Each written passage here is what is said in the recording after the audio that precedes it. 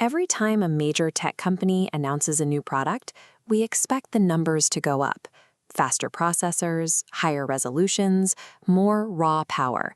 Imagine upgrading your smartphone today only to open the box and discover the brand new model has a slightly slower processor than the one you just traded in.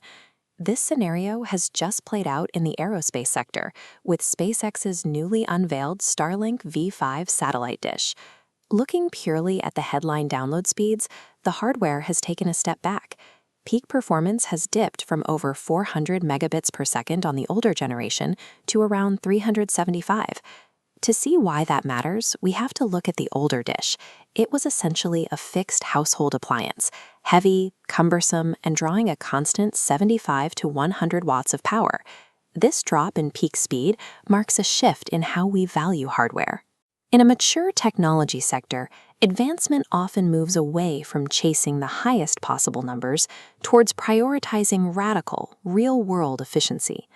SpaceX has condensed the hardware into a form factor just 38.4 centimeters long, weighing a mere 1.1 kilograms. By slashing the surface area by roughly 50%, they've turned a piece of hardware that once required a dedicated rooftop installation into a device you can carry in a backpack. This chart highlights the actual gain. Peak speed took a minor 6% hit, but average power plummeted to 35 watts. It's like moving from a bulky desktop to a modern Ultrabook. You sacrifice a little raw power for a lightweight, versatile device. This lower power draw changes the logistics of satellite internet. At 35 watts, the entire system can run off a portable battery pack or a small foldable solar setup in the middle of nowhere. SpaceX prioritized where the internet can travel over how fast it peaks, which alters the very definition of satellite broadband. How did SpaceX manage to cut the hardware in half without breaking the connection to space? The answer is found 550 kilometers above us. The dish relies on invisible infrastructure. While ground hardware shrinks, the Starlink satellite constellation has become increasingly dense. This denser overhead network means the physical antenna on the ground doesn't have to work as hard to capture a signal. Despite its smaller size, the V5 is actually more resilient.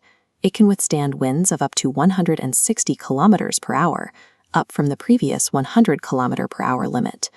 That increased wind resistance is a vital requirement for users operating in remote, exposed, or harsh off-grid environments where the weather is unpredictable.